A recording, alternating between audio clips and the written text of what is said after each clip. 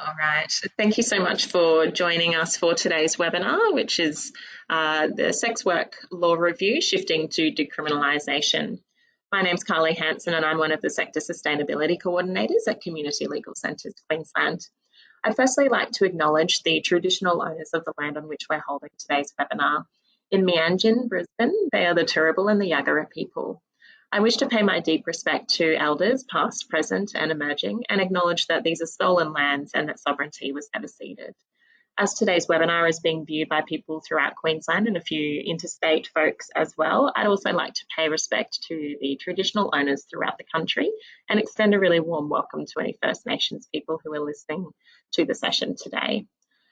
So I'm really pleased to welcome our esteemed presenters Lulu Holiday and Candy Forrest from Respect Inc., who will be talking to us today about the Queensland Law Reform Commission review, a framework for a decriminalised sex work industry in Queensland. Hopefully at the end of the session, we'll also be joined by Elena Jeffries from Respect, but unfortunately Janelle Fawkes has been called away with a personal emergency and won't be able to attend or present for this session. So just by way of introduction to the session, most Queenslanders assume that sex work has already been decriminalised here. However, the reality is very different.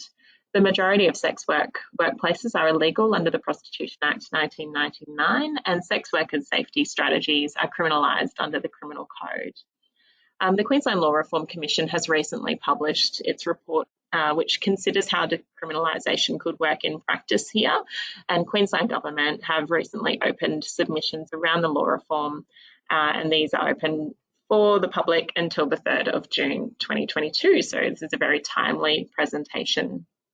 So our presenters Lulu and Candy will provide an overview of some of the key legal issues for the review and insight into the real-world impacts of the current laws, data from a recent survey of sex workers' experiences of the law and policing, as well as a comparison with other jurisdictions to demonstrate potential options for the review.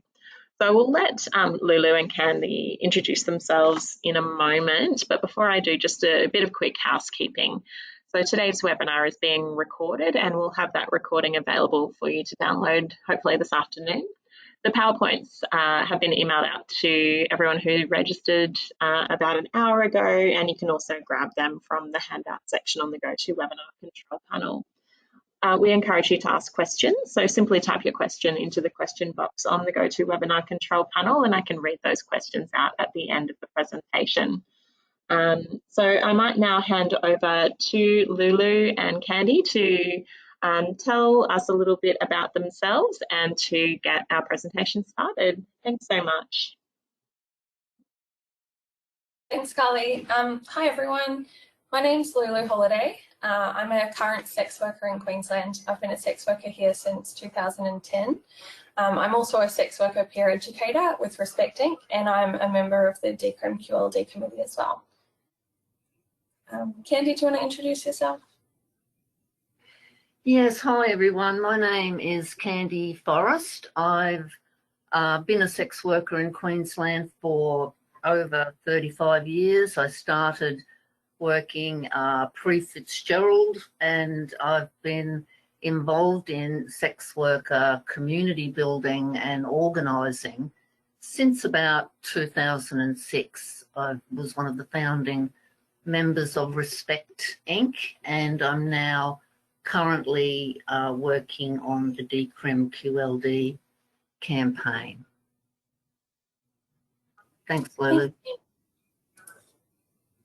All right, so we're going to start with a bit of a background on the current situation of sex work laws in Queensland. So at the moment, the laws relating to sex work can be found in these three main pieces of legislation. The first one we're going to talk about is the Prostitution Act, and that's what's created the licensing framework that we have in Queensland right now and has resulted in the licensing of, at the moment we have 20 licensed boutique brothels. At the same time, it also criminalises all other sex industry business models, so that includes escort agencies, erotic massage, collectives of sex workers working together, including sex workers working in pairs as well. It's also established a set of regulations and given powers to a licensing authority who's responsible for the licensing of those 20 brothels, while leaving all other sex industry businesses, which is around 90% of the industry, criminalised.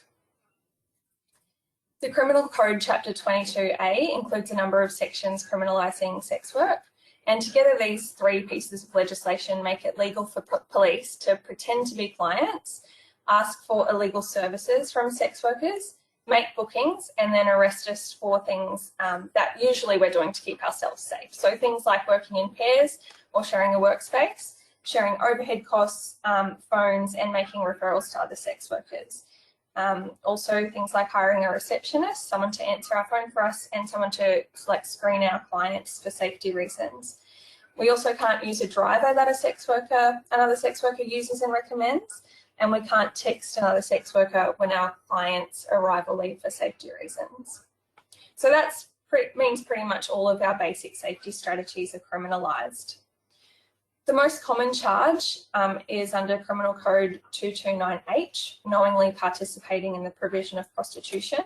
And that's usually for things like working in pairs from the same hotel, sharing resources and overheads, helping each other with advertising, having a receptionist, all of those types of things. That often goes hand in hand with another charge for possession of tainted property.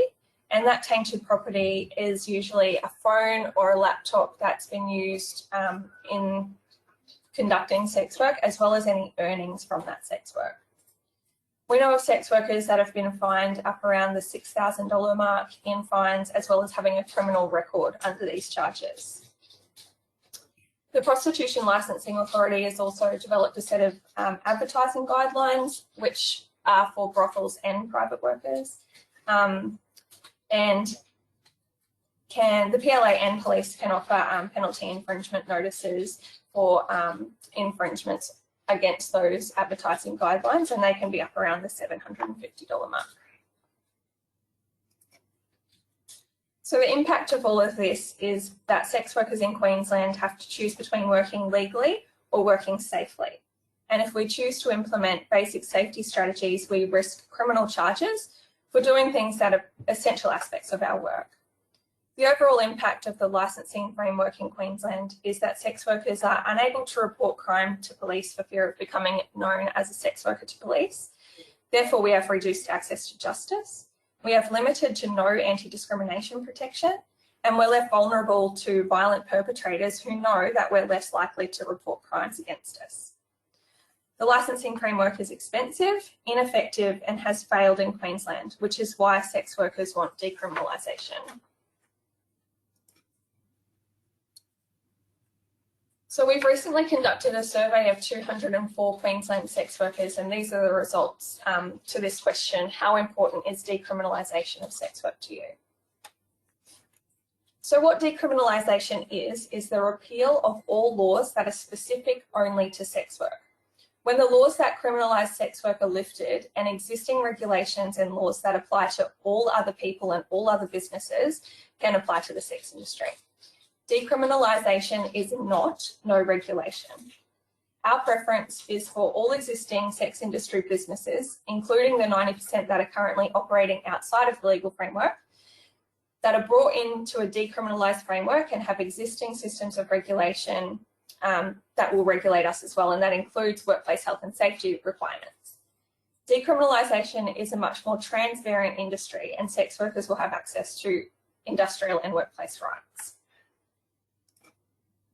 So a bit of background on the review that's happening right now. Decriminalisation of sex work was referred to the Queensland Law Reform Commission by the Attorney General in August last year and released their consultation paper. The QLRC released the consultation paper, I think about 5 weeks ago now. The consultation paper is 250 pages long and asks for feedback on 55 questions. Submissions are due on the 3rd of June, which is next week, and then the QLRC report back is due in November. While we very much welcome the review, we are today going to discuss with you some concerns that we have with the consultation paper, focusing on 5 areas. The definition of sex work. So The Queensland Government's intention by this review is to modernise the sex work laws, and essential to that process is updating the definition of sex work. It's shown here in black as it is currently in the Criminal Code. Obviously, this definition, it refers to the use of one person by another, and that is not how we as sex workers see or experience our work. This definition also ignores consent and reinforces stereotypes about sex work and sex workers not having any agency or autonomy. In blue on this slide is the definition that we are proposing, which has been taken from the Northern Territory Sex Industry Bill. It's a more contemporary understanding of sex work and recognises sex workers as providing a service, and is more inclusive of the many different types of sex work that occur in Queensland. I'll hand over to you, Candy.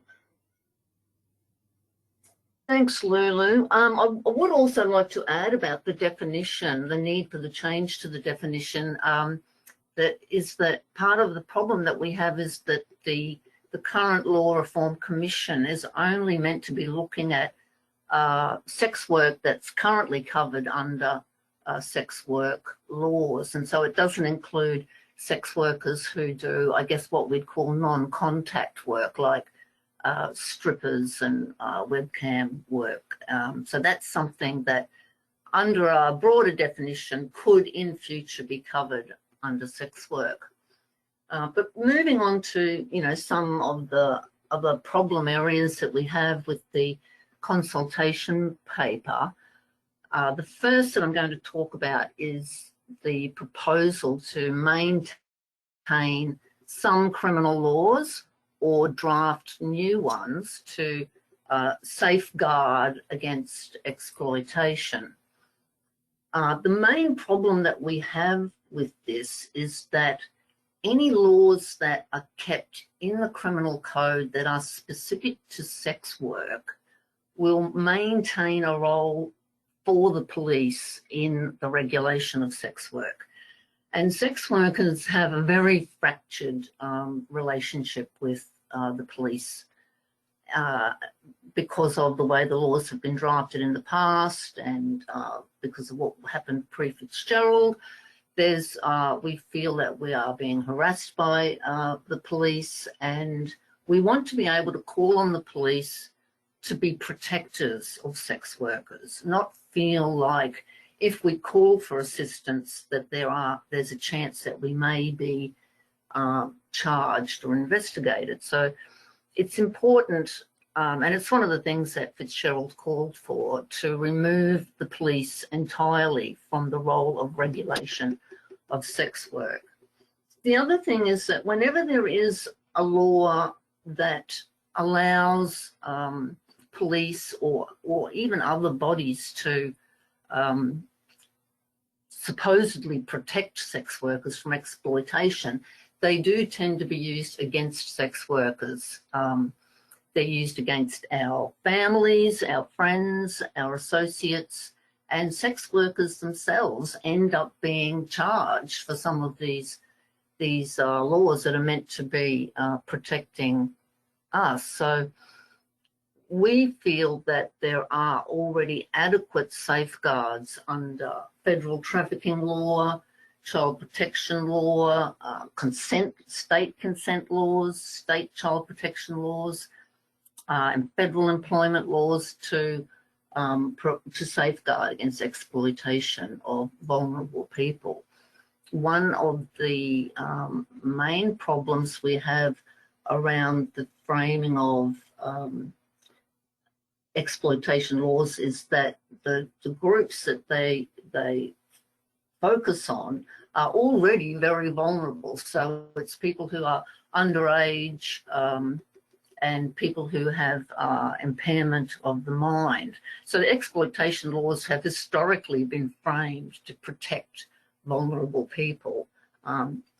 Initially, I guess it was women who were meant to be protected from exploitation through what we call living off the earnings type laws, and these have been very problematic for sex workers and their associates, as I've mentioned. Regarding underage laws, this too can be problematic. Sex workers who are under 18 but over 16 fall into a sort of a grey area under the current laws, so that even though you have the ability to consent to sexual activity, you can't work in a sex work business, and anybody who works or participates with you in any way can end up facing very stiff prison sentences. And so it locks, I guess, what we would see as the most vulnerable people who may be engaging in sex work out of processes that can support them. Services don't want to have to deal with them because they're afraid they're going to get charged.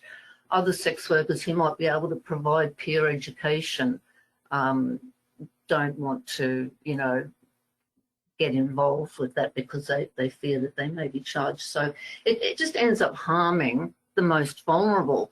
With the impairment of mind laws, the definition currently under the criminal code is very broad, and disability organisations like Queensland Advocacy Inclusion and in fact the Public Advocate have already called for that definition to be changed because it focuses on cognitive and psychiatric and intellectual impairments that may or may not affect one's ability to consent, to make decisions. So they want a definition that focuses on someone's ability to consent. And there are already very stringent guidelines and laws around the capacity to consent and guidelines to determine whether somebody does have the capacity to consent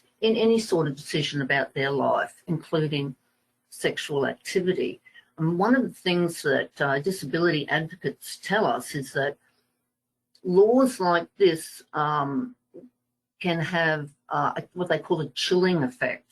So people who maybe they have a family member who's engaging in sexual activity or sex work, that for whatever moralistic reasons they may have that they don't want them to do sex work, will point to the law and go, see, you can't do it, it's against the law. They'll use the law to, you know, I guess, impede someone's right. And so under Queensland law, we are meant to assume that someone has capacity unless they have been assessed not to have capacity to make a decision. So one of the other areas that we're concerned about is the proposal to continue elements of a licensing system.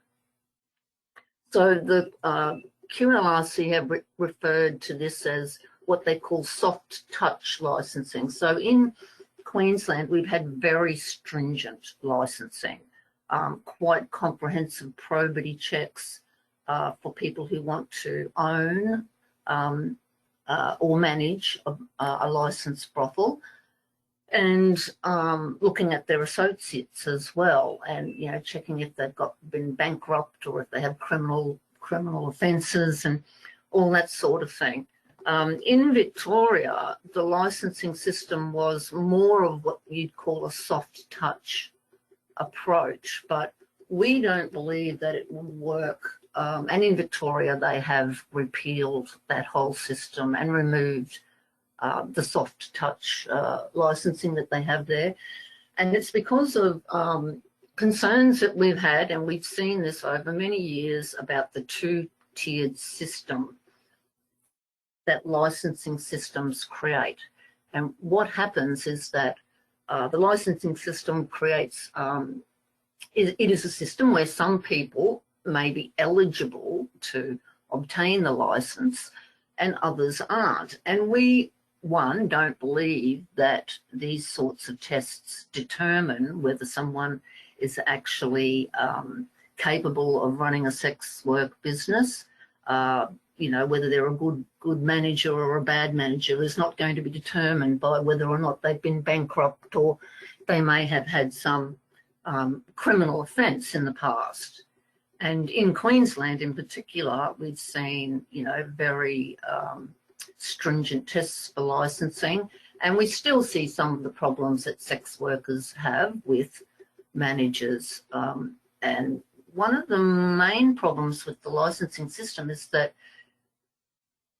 owners and operators who have a license, they often will go into sex work thinking that they're going to make a good deal of money out of it.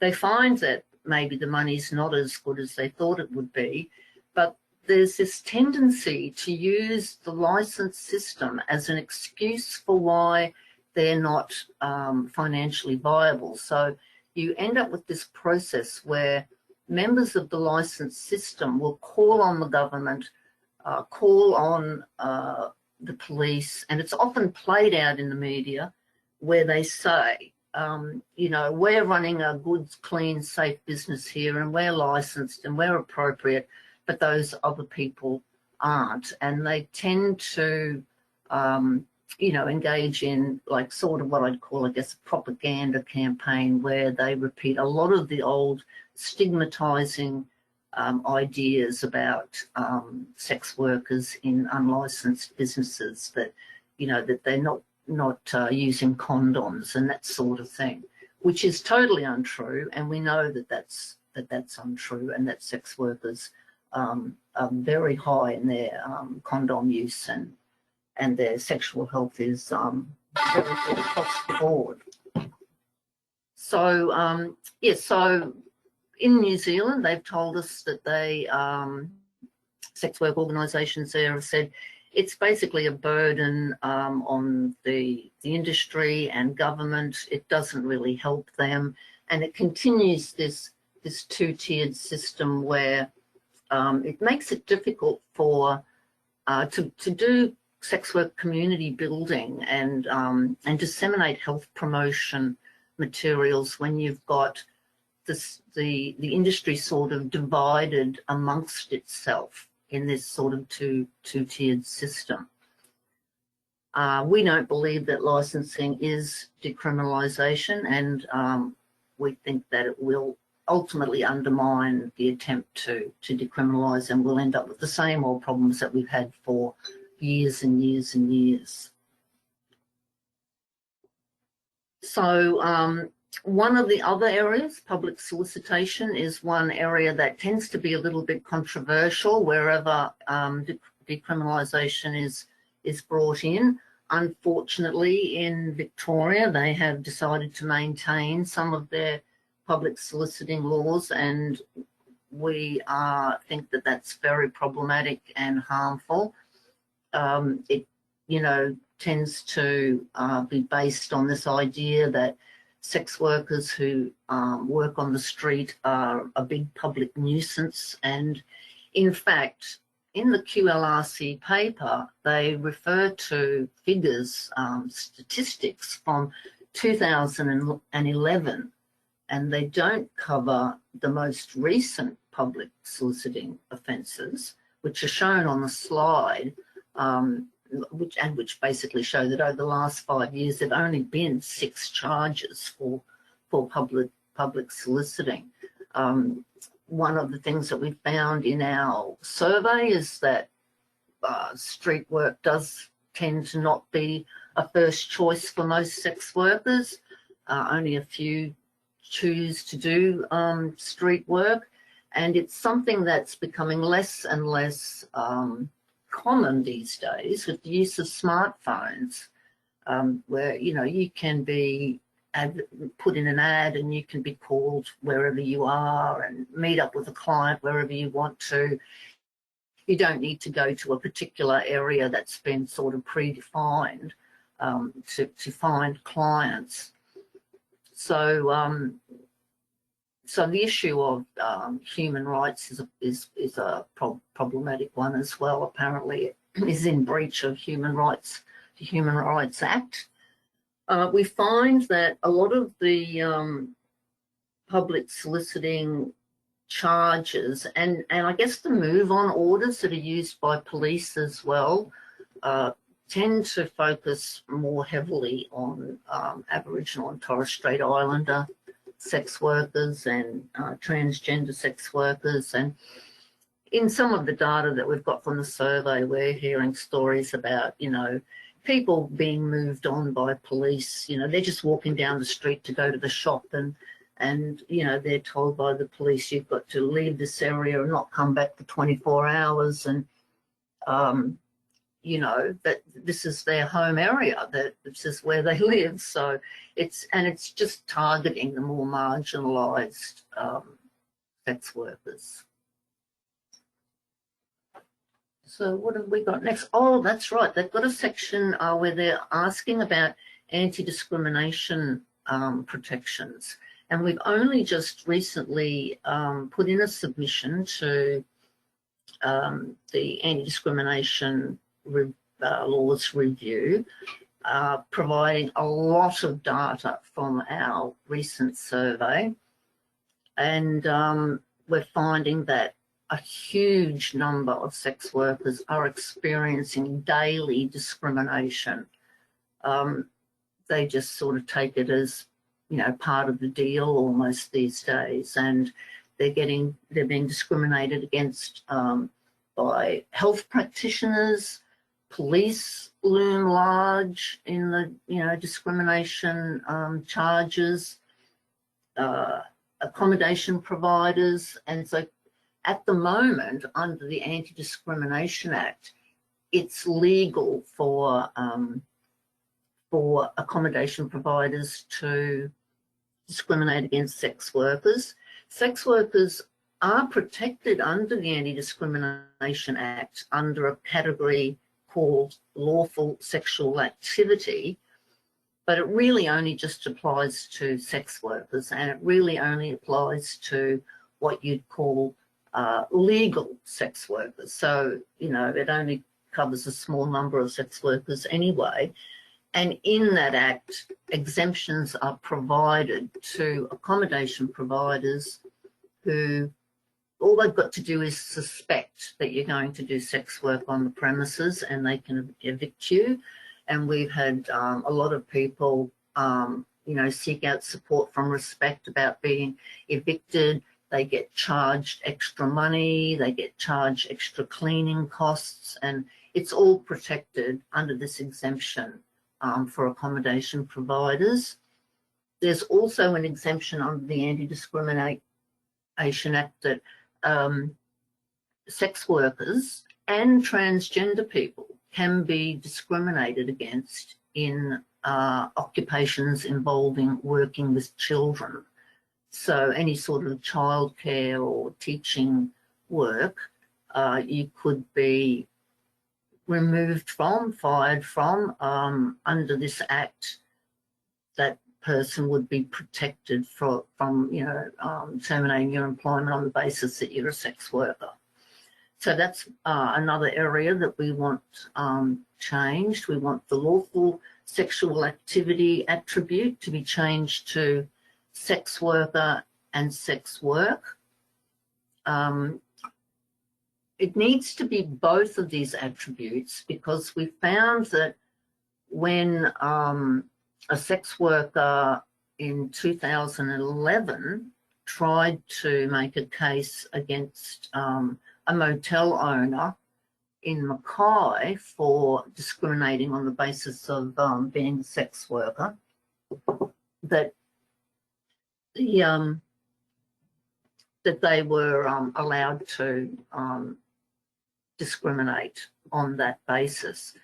It was after that case that the law was officially changed so that accommodation providers have the exemption to discriminate. But what we discovered during that case, and there were a series of appeals on the in the Dovdean versus GK case, that the tribunal members were having trouble because they, in the first instance, they said that it was, you couldn't discriminate on the basis of someone's status as a sex worker, but that it would be okay to discriminate on the basis that they are actually doing sex work on the premises.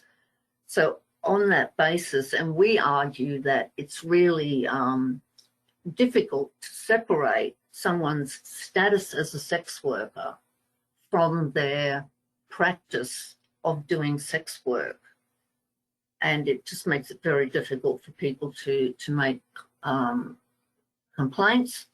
And so it needs to be both sex worker and sex work, not just sex worker. There's, I think that we've got a link, Lulu, if you just bring us to the next screen. We've, Respect Inc. and Decrim QLD have put together an info sheet. The QLRC consultation paper is about 250 pages long, and we've reduced that down to a mere 25 pages, which is very long, I guess, for an info sheet, but it's available on the Respect Inc. website. And for all of the questions that we think are particularly important, we've put down some information about how we come to our understanding of what's really needed for to protect sex workers' rights and safety and health in Queensland. And it would be very beneficial for us if you could, if you're thinking about putting in a submission to yeah, you have a look at that info sheet and you know, try to be as supportive as possible, I guess, to our views. So yeah, I guess on that note, I might just go back to Carly, and we can talk about any questions that anyone has. Great. Thank you so much, Lulu and Candy, for your overview of the current laws and where some of the key areas that you'd be seeking change might be. Great. So we can see Lulu on the screen there. And I also noticed that Elena has joined us. So I can unmute Elena in case you would like to say anything or be available to answer questions. I think so. I'll see if I can do that.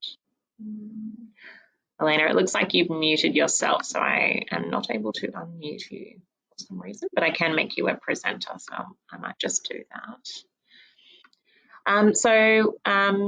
Just a reminder that you can ask questions, and it's a good opportunity to do that now. So just type those into the question box on the GoToWebinar control panel. While those questions are coming through, I thought I might ask a question, which is whether Respect Inc. Or Decrim Queensland are planning on putting together a bit of a template submission that others might be able to pick up and plug their own organisation or personal details into to make that submission process really easy, or whether it's just the info sheet at this stage. I think that we put, sorry, maybe answer that better than me. Yeah, so the info sheet is a template. We're suggesting that the first couple of questions out of the 55 are to answer individually, and then we've summarised the next 50 questions in the chapter headings with a policy position suggestion under each one, so that supporters can put in submissions, and then your submission could be short. It could be a 12 points in an email as an individual submission, because they are accepting emails, or it could be longer, where if there's an area of your own expertise that you feel confident about expanding on, that would be great. And also Respect and Decrim QLD are available to read over your draft submission and give feedback if you like, and we don't mind receiving it in, it's pretty draft or rough stages. We're more than happy to help you through some of the questions. It's important to us and to the review that supporters, if you can, make the effort to answer at least one sentence for each of the 12 chapters, because decriminalisation is a whole of government approach.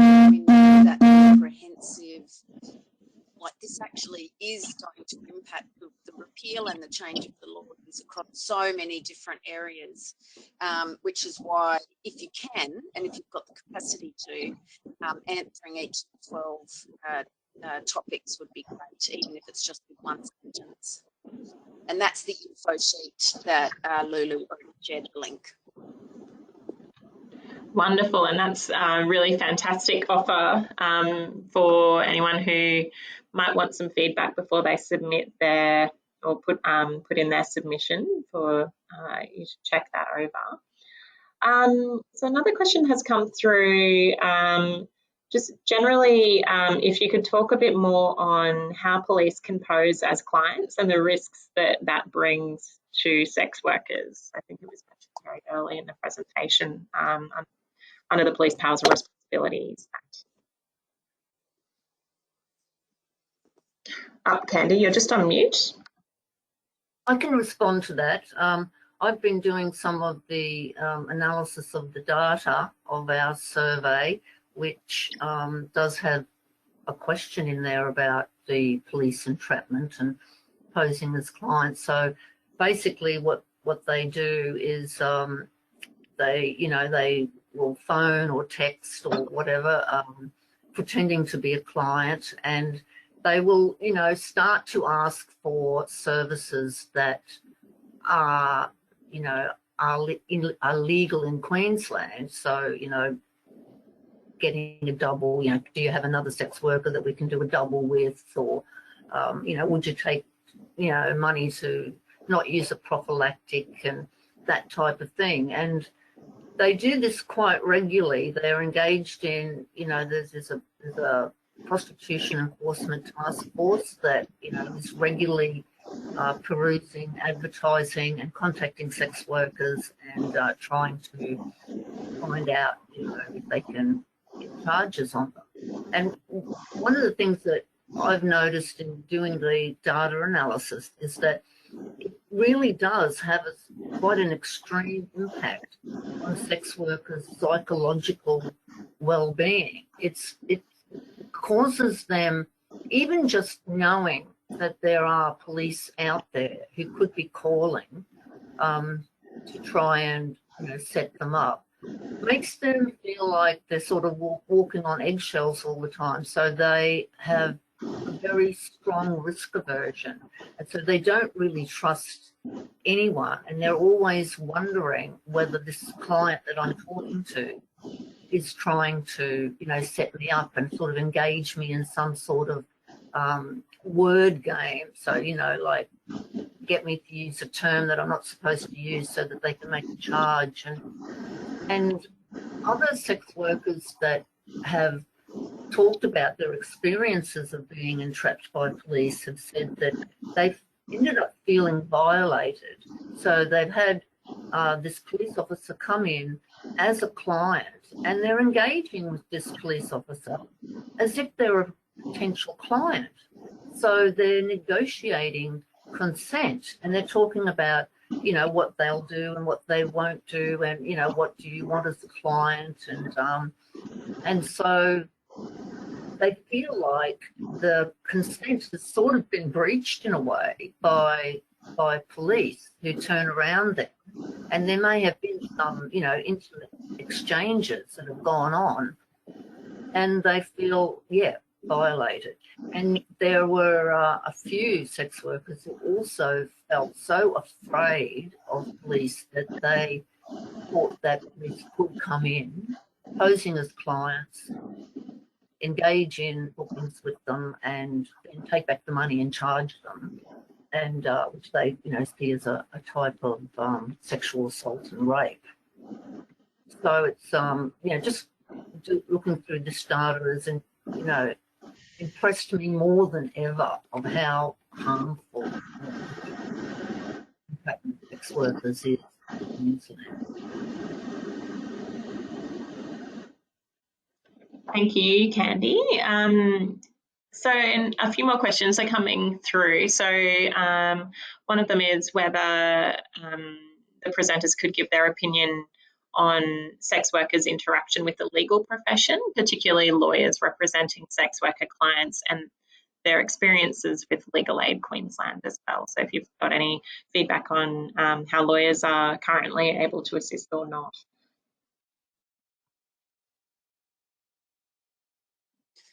Lulu, did you want to take this one, or else I'm happy to speak to it? I was waiting for you to. Yeah, I'll speak to that. And just to introduce myself, my name's Dr. Eleanor Jeffries. I'm the State Coordinator at Respect. So I am the supervisor and manager of our frontline peer educators, and I do some peer education myself.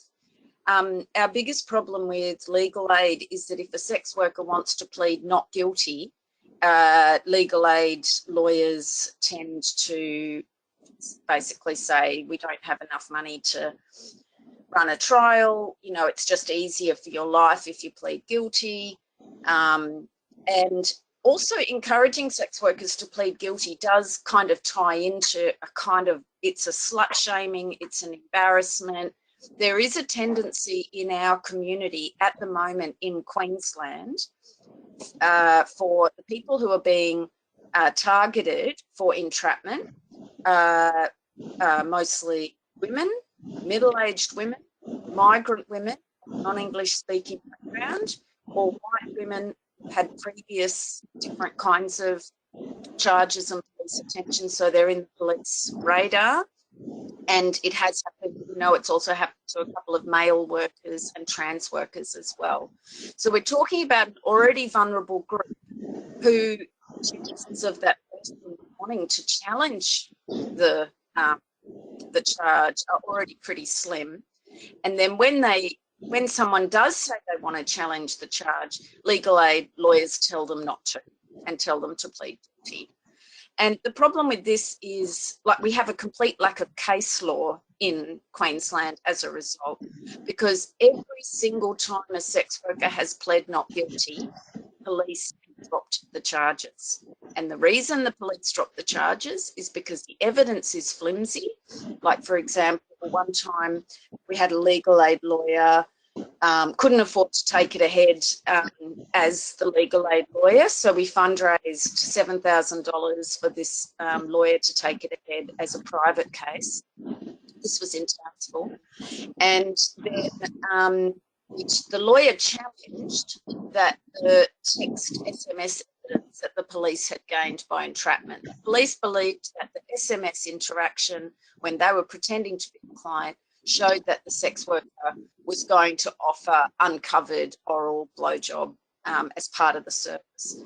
And the lawyer, through our advice, challenged this and said, look, this is very coded language. We actually don't, sex worker doesn't believe that's what she was agreeing to. Sex worker will admit, of course, she was describing her services because she thought you were a client, but we're going to plead not guilty to this one because we don't think the SMS material stands up, and police withdrew the charges. Mind you, that was $7,000 late, legal aid, then $7,000 later. The other high-profile cases that Respect's been involved in, one sex worker also couldn't, legal aid wanted to plead guilty, so she spent quite a substantial, I think about $15,000 on a private lawyer, and then took it all the way to it trial date, so 18 months later, and the day before the trial date, the police dropped all the charges, and she got her money, the tainted goods product items, she got her money and her laptop and phones and things given back to her. So look, we love the concept of legal aid, and we know lots of legal aid lawyers work really hard, but there's no excitement among lawyers in Queensland to challenge any of this stuff, and that makes us really sad because it's so rare anyway that a sex worker would have the courage to plead not guilty. The other thing I would say is within the migrant community, there is a preference just to plead guilty, pay the fine, and you know, that's the end of it. There was a case where a lawyer for a group of sex workers who had pled guilty to participating in the provision of prostitution charges. The lawyer did argue, and he was a private lawyer, did argue and managed to get back for the workers the money, phones and laptops that police had taken from the scene. So these are the tiny little wins around the edges, and I don't know if that answers your question, but you know, everything, we love legal aid, we think it's important, we think it, you know, it should get more funding, you know, total solidarity, but there's no legal aid lawyers in Queensland that have been good for sex workers. Thanks so much, Eleanor. So another question's come through, which is in terms of the WP80, which is the consultation paper code. What is the preferred changes to the criminal code for promise to pay offences? Sorry, can you just repeat that? What is the change to what, sorry? So what are the preferred changes to the criminal code for promise to pay offences?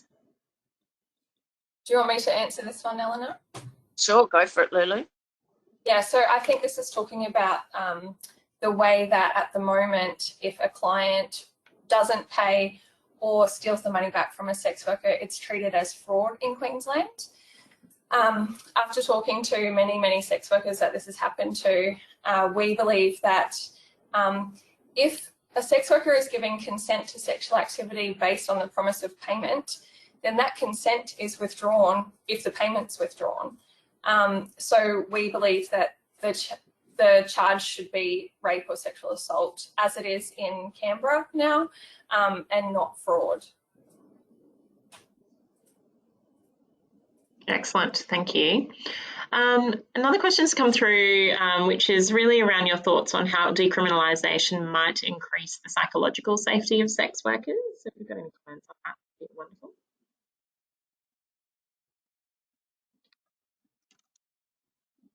Yeah, look, I totally agree. And I don't know if Lulu wants to add, or Candy, but myself as a sex worker, I've worked in most states and territories in Australia.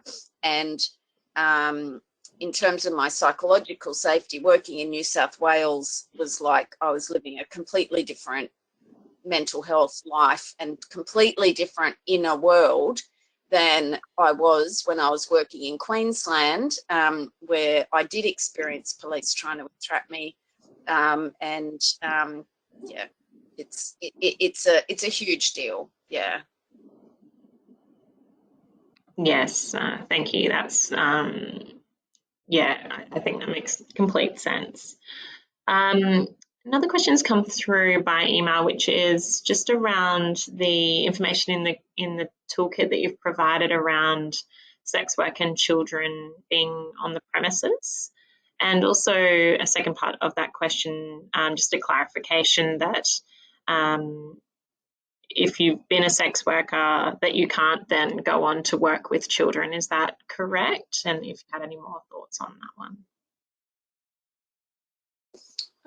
Lulu, did Lulu or Candy want to answer that? I mean, just to answer the second part of the question, that is correct. If you've ever been a sex worker, then currently in Queensland, employers that run services that involve working with children are exempt from anti-discrimination law, and they're allowed to discriminate against you and you turn you down for a job, etc., or sack you because of it. Mm. Yes, and I'd like to respond to the question about, you know, children being on premises. You know, we've done a bit of research about this, and it's like there are quite a few, you know, industries, occupations that restrict children. You know, the alcohol industry and nightclubs and that sort of thing, gambling, casinos, places like that. You know, they'll, under the guidelines that they go by, there is, you know, usually a requirement to have a separate room somewhere on the premises where children can be. So the children of employees or the children of customers can have a little play area that's separated, but it's still on the workplace premises. And with alcohol, for example, people who are under 18 can actually serve alcohol. They've got quite quite robust guidelines under WorkSafe and other authorities to guide business operators as to how to, manage safe, while at the same time providing avenues for parents to, also keep their children safe. So for sex workers, especially those who are working from home or maybe more cooperative or collective with other sex workers, it's important that their children be able to be on premises at times. It doesn't mean that they're going to be exposed to, sexual exploitation. And there are other, professions, people who might be doing, physiotherapy or psychotherapy who work from home, and they might have their clients come in and they go into a separate room and they do their business in there, and the children aren't exposed to what's going on in the workroom. So, we would support that sort of thing. Great, thank you. So a couple more questions, and we do just have a few minutes left, but hopefully we're able to get to these as well because they're great questions. Someone's mentioned that it appears that discriminatory assumptions about sex workers can or might influence how the legal profession supports and advocates for sex workers. So what are some of the myths that we as the legal profession might need to challenge so that we can become better allies?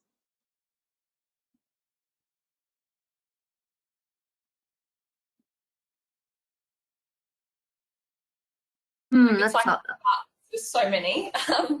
So the first one would be that sex work is linked to organised crime, and we know that actually sex workers are no more likely than any other profession to be linked with organised crime. One would be that sex workers are all drug users, those stereotypical images that we see portrayed in media, that sex workers are either the high-class call girl or the street-based drug user. Sex workers, there are sex workers that belong to those stereotypical ideas, but most of us are somewhere in the middle, just people doing a job. Yeah, they're two to get started with, I guess. Eleanor and Candy, do you want to add to that? I think what we see played out within the legal profession is the notion that if you're a sex worker and you've been caught up in entrapment or being charged by police, it just kind of comes with the profession, and we don't believe that it should. There is no intrinsic connection between police corruption and sex work, except the way that the laws are set up. So that would be one thing I would say. Another thing is the myth that sex workers have heaps of money. Sex workers, it's actually a very lower middle class or upper working class kind of income bracket. And this is part of the problem we have with the licensing system, where it's really expensive to open a brothel, and people go into it thinking they're going to make all this money, and then they find that, it's actually not money falling out of the sky. It's just a job and a business like anything else. Another myth is that sex workers are all cis white women. We know from our, and you'll see at the front end of the QLRC WP80 discussion paper, the demographic data which Respect provided to the QLRC, which they've published in that front end of that paper, is that sex workers, there is a huge proportion of trans women, non-binary, Aboriginal, Torres Strait Islander, migrant and Asian background again, sure, the largest component is white cis women, but there's all these other, you know, there's a lot of diversity with sex work as well. But I'd encourage people to go to that demographic material to read it, and then contact Respect, because if you're doing a submission, we can meet and talk with you while you're putting your draft together as well. I'd like to make a comment, I think, to, legal professionals and people who, interested in work with the law. And one of the things that has been prominent in my mind recently is that the laws that we have, the exploitation laws, the criminal laws, they've all come out of discriminatory and inaccurate ideas about what sex work is. To start with, that it's all connected with organised crime and those things that Lulu was talking about. But that what happens is that it's the stigma that drives the creation of those laws, but then the laws themselves maintain the stigma because people think if there's a law for that, there must be a good reason to have a law for that. When in fact, with sex work, in a lot of cases, there is no good reason to have the laws that we have. And so that idea about how laws maintain stigma against certain populations, certain occupations, I think is something to think about. Absolutely. Well, thank you for that. I might just go to one last question if we have the time. So Victoria has recently decriminalised sex work. Would the changes you're seeking to place Queensland laws in a similar or equal position to Victoria? I'm happy to kick off the answer to that. There is a lot about the Victorian laws that could be replicated in the decrim system that we're arguing that the QLRC should bring in Queensland. Unfortunately, one of the negative aspects is they didn't have a QLRC type review, and so they brought the laws in and they've staged it, bringing in the kind of simple laws have already been changed. But even though the legislation was passed earlier in the year and phase 1 is already in place has been in place since the 10th of March, the actual decriminalisation of the rest of the bill isn't coming into action until December 2023, because they need to give themselves time to create the work health and safety guidelines and and to work out what they're doing in a local council area. So that's one of the reasons why we want supporters to answer all 12 sections of the QLRC report, because we believe that the work of implementation of decrim should be outlined and planned for as part of the legislation, so that, let's say the legislation doesn't get passed for another year, we don't want to be waiting till the end of 2025 for actual implementation. So that's one of the things. The other thing is they added in Victoria a whole raft of new laws against street-based sex work, and that happened at cabinet level without any submission or discussion opportunities. So while they've decriminalised everyone else, they've actually increased the criminal penalties and police powers and police arbitrary decision-making about charging street-based sex workers, including banning street-based sex work on about 19 holy days of the year, banning street-based sex work if it's in the vicinity or near a church, which in built up area or anywhere near a childcare facility, even if it's not being used as a childcare facility at the time. Which in urban built-up areas such as St Kilda or Fortitude Valley, that's pretty much everywhere. So they're the parts that we want to avoid out of the Victorian laws. Also, Eleanor, they have kept or reframed some of the exploitation laws as well. So they still have living off the earnings laws, and it's still called living off the earnings, which is really problematic and offensive, because sex workers you know, like anyone else, engaged. You know, they work, they share their money with their families, just like anybody else does.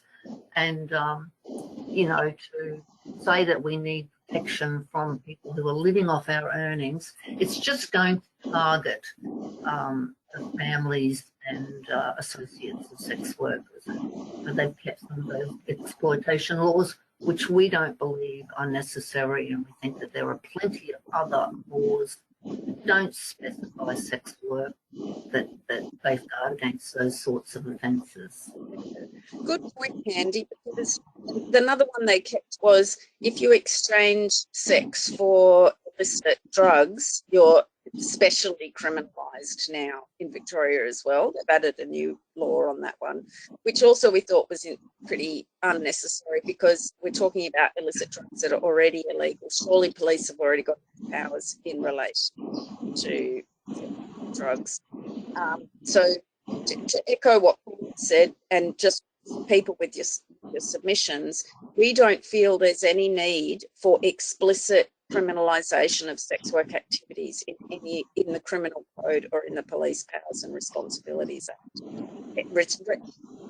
You know, the retention of any police powers is just going to shift focus onto that vulnerable group, and will always fall on the shoulders of one of the vulnerable populations within sex work. Great. Well, that feels like a good spot to perhaps wrap up this presentation. If there are any final comments from our presenters around submissions or anything else that you've spoken about today, you know, please feel free to share those now. No, I think we've covered it. Yeah, but just really encouraging people to consider putting in, you know, even a 12-point email personally, or if your organisation is going to put in a more substantial submission, get in contact with Respect now so that we can line up some briefing meetings with you and organise to read over it, because the deadline is Friday week, and it will be another 2 or 3 decades before we have another chance at sex work law reform. This is our really big opportunity. Great. All right. Thank you so much. And on behalf of everyone who joined this session today, thank you to Lulu, Candy and Eleanor for your time and sharing your expertise in this area, and for your offers to help people with their submissions if they choose to put one in. I also wanted to thank everyone for their great questions and engagement in the session. And before I close the session down, I'll just give you a quick reminder for attendees to please complete the feedback survey that will pop up on the screen once the webinar is closed down. And we will leave it there. And thanks again to everyone. And we hope to see you at our next Community Legal Sectors Queensland webinar. Bye for now.